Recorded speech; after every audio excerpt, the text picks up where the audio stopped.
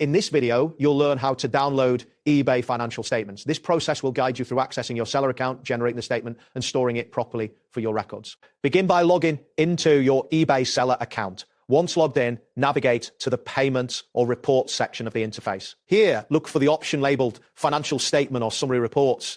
It is essential to choose the correct date range for the financial data you want to download. Additionally, confirm that the correct currency and account are selected before proceeding further. Before you generate the report, ensure you've prepared a storage location on your device for the upcoming file. Next, locate the button that says Create Statement or Download Statement within the Reports section. Click this button to initiate the generation of your financial statements. At this stage, it is important to wait for the system to compile your financial data. Avoid closing the page during this process as it may interrupt the generation of your reports. Keep an eye out for a notification that indicates when your file is ready for download.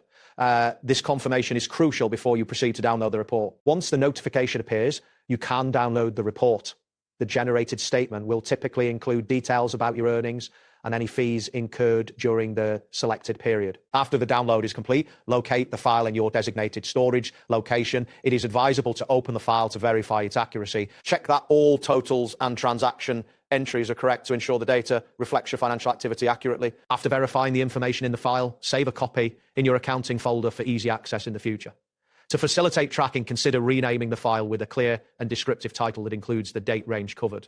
Additionally, keeping backup versions of your financial statements is a prudent practice. Organized statements will assist you in managing your finances more effectively and will be beneficial during tax season or financial reviews. That wraps up today's guide. Thanks for watching and catch you in the next tutorial.